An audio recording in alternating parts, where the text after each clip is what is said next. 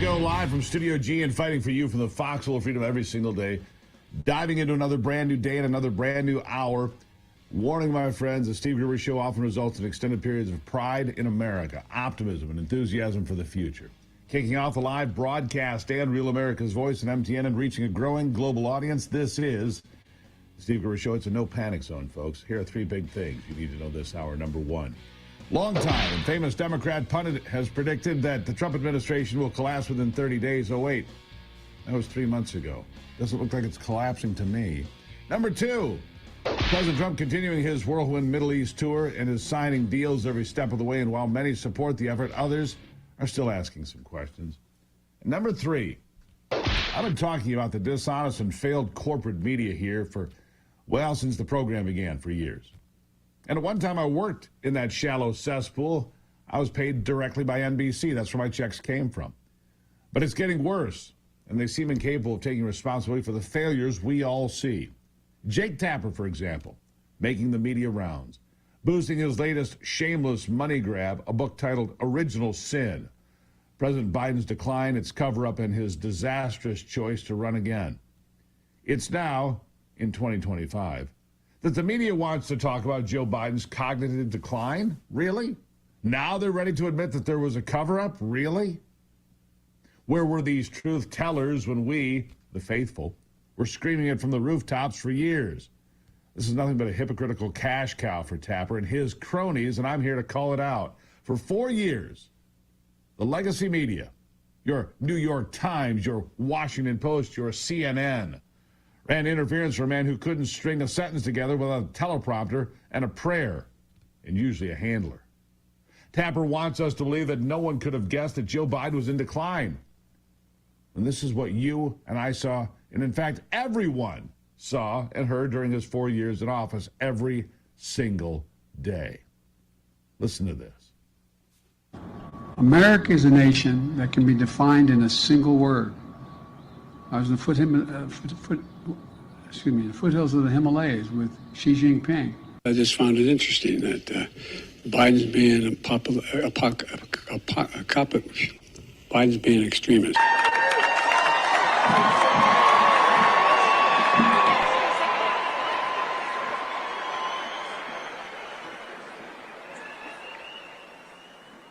And that's just one of the many falls, by the way, falling there at that graduation ceremony. He fell off a stationary bike. He fell up the stairs of Air Force One. He couldn't walk, and he began to shuffle. We all saw it. And we talked about it here almost daily, but the mainstream media mocked us, called us conspiracy theorists, and clutched their pearls when we pointed out the obvious. Joe Biden was not fit to ride a bike, let alone run the free world. He couldn't even run a bath.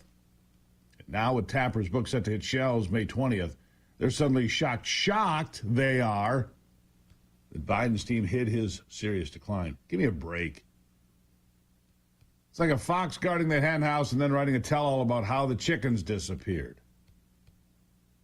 Here's Jake Tapper back in 2020 himself, the guy who's writing the book on Original Sin, shaming Laura Trump for calling out quite clearly Joe Biden's cognitive decline. Listen to what he says.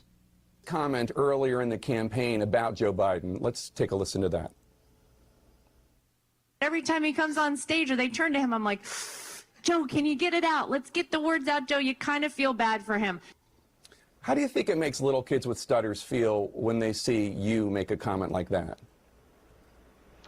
First and foremost, I had no idea that Joe Biden ever suffered from a stutter. I think what we see on stage with Joe Biden, Jake, is very clearly a cognitive decline. Okay. That's what I'm referring to. It makes me uncomfortable. You have no. That's so amazing. It's so amazing to me that and try and figure out an answer. A cognitive decline. Well, when you're trying to tell me that what I was suggesting was I think that you were mocking his stutter.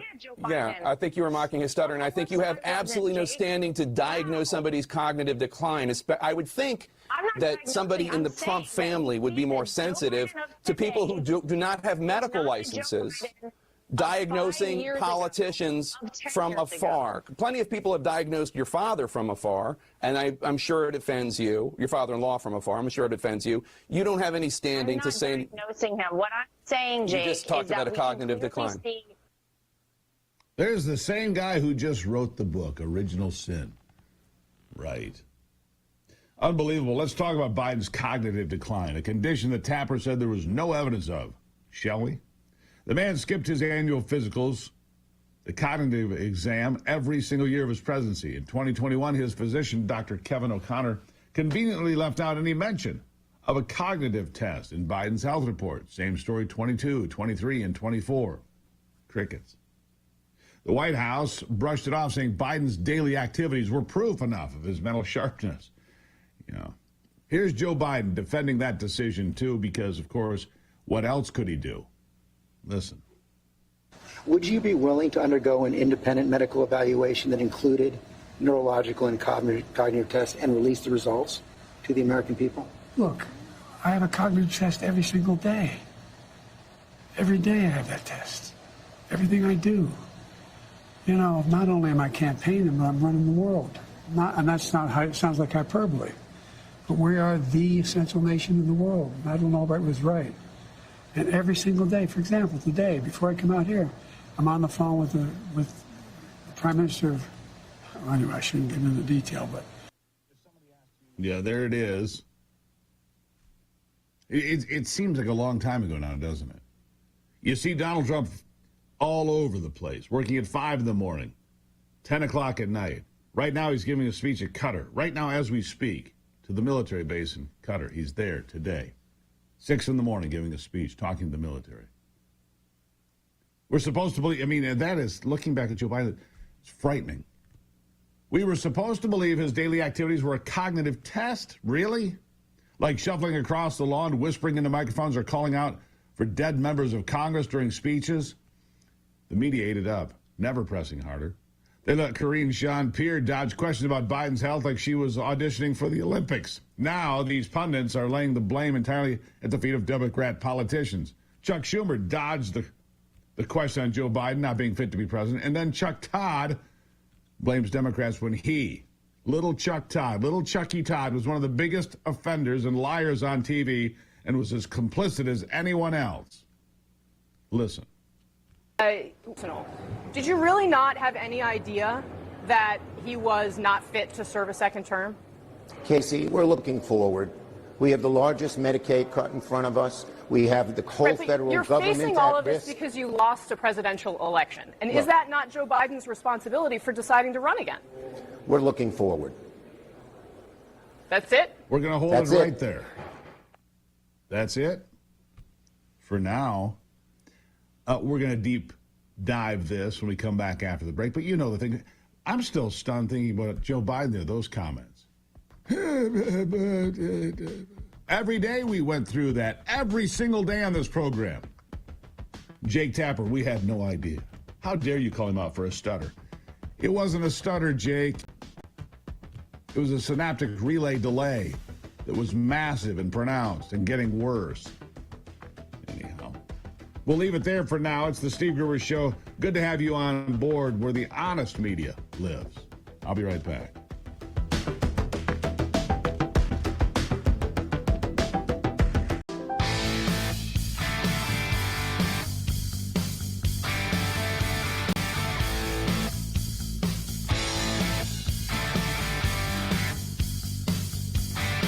Donald Trump wrapping up his stop in Qatar. Right now, he is live on stage giving a speech. It's his final event. After the speech here, he's giving it in front of military members there in Qatar at the Al Udeid Air Force Base. He will board Air Force One and head for Dubai in the United Arab Emirates. That's next on his trip. Now, this is what covering the president actually looks like and feels like. Not denying what's going on, which is what happened during the entirety of Joe Biden's presidency. Let's dive back in. Okay, so you've got Chuck Schumer saying, that's it, that's all I had to say about it. And then CNN, Chicken Noodle News, dives into a conversation with a panel where they all deny culpability, even though we all watched them lie about Joe Biden and protect him and insulate him for 4 years. Here it is. All right. Senator Chuck Schumer, I know you got to go. I appreciate your time today. We'll see you soon, I hope. Thank you. Take care. All right. Bye-bye. And our panel joins us now. CNN political commentator Jonah Goldberg, the host of the Chuck Toddcast, Chuck Todd, Democratic strategist Paul Begala, Republican pollster Kristen Soltis Anderson, both CNN political commentators. Chuck Todd, go. He is among the people that are responsible for this. The leaders of the Democratic Party, the staff of the White House. And I have to say, I find everybody now talking to these authors, get out of here. Go home. You're part of the problem. Now you tell us? So I find, the reason why the Democratic Party has less credibility today. Here's an unpopular president, and the Democratic Party has a worse rating than the Republican Party with this catastrophic governance that we've seen over the last 120 days. And yet, why is the Democratic Party in worse shape? Because of this distrust, because of this, frankly, what the public feels as if the party leadership let them down and let this happen. He's as responsible as anybody else. He was a leader in the party. He could have said something sooner, and he didn't. Yeah. And then the absurdity went next level because Chucky Todd lied. We already saw the comments from Jake Tapper. Chucky Todd did that every day on NBC. Nothing but crap. Yeah, he was spitting and sputtering how it was not his fault. Of course it was his fault. He never lost access to the White House because he carried their water and kissed the entire Biden team's ass. Here he is. Joe Scarborough is not a journalist. He is a defender. Fair. Right? Pundits were defending because they didn't want to lose their access. Yeah. Okay, to the White House. Journalists were getting essentially stonewalled.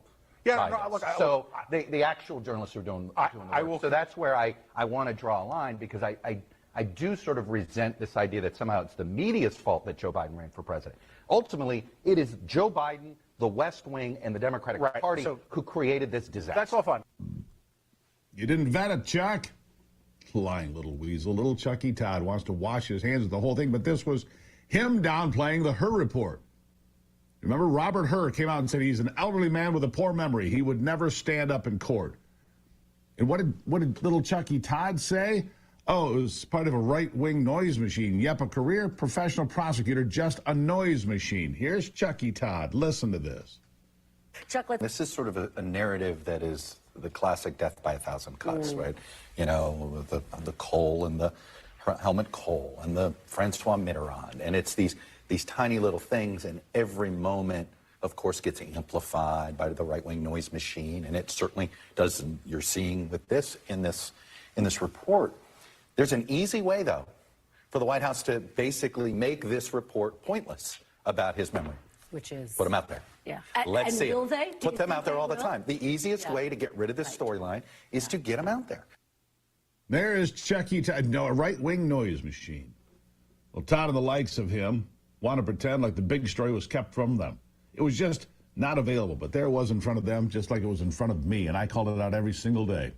They just refused to cover it because they didn't want Donald Trump to win. That's it. They didn't want Donald Trump to win in 2024. And it wasn't just the TV talking heads, the supposed pillars of journalism were in on it. The headlines, the New York Times and the Washington Post were also masterpieces of gaslighting. Here's the New York Times piece on Biden's 80th birthday, and it says, quote, experts in geriatrics say that people in their 80s who are active, engaged, and have a sense of purpose can remain productive and healthy, and that wisdom and experience are important factors to consider. Well, that was their rallying cry, wisdom and experience, not senility and stumbling. Well, Joe Biden showed up every other week looking like he didn't know which planet he was on. And when the videos of his stumbling and mumbling would go viral, these institutions would claim it was just misinformation. Misinformation. The Washington Post reporting, quote, how Republicans used misleading videos to attack Biden in a 24-hour period. Such deceptively edited videos are known as cheap fakes. They become staples of Republican attacks against the president. NBC's Nicole Wallace did the same thing. Here she is crying foul. Poor Nicole. Listen. There's a growing and insidious trend in right-wing media, broadcast, print, and social media. It is to take highly misleading and selectively edited videos of President Biden directly from Republican National Committee social media accounts and then use those videos to spread messages virally to cast doubt on President Biden's fitness for office. Oh, good Lord. Make her stop. They called that journalism when none of the videos of the president wandering were edited. We played them for you right here all of last year and the year before that and the year before that. They glossed over his open-mouthed stares and incoherent ramblings while conservatives like me were getting banned on X for saying that Tapper is now profiting off from. Biden's team was orchestrating an epic cover-up. Tapper's book claims Biden's debate flop was the natural result of an 81-year-old man whose faculties had been diminishing for years. Yet, he had access to the White House for years, and he didn't see it. Now you want $32 for your explosive reckoning? Spare me. Tapper and his co-author, Axios' Alex Thompson, are cashing in on a scandal they helped perpetrate and perpetuate. They cite over 200 interviews to reveal what we already knew. Biden's aides discussed wheelchairs for a second term. Donors were kept in the dark, and Democrats buried their heads in the sand, but we didn't. We told you the truth. And these people are not journalists. They're advocates. They're propagandists. They're progressives, and they have no place in polite media ever again. I'm Steve Gruber. This is the Steve Gruber Show. We'll be right back.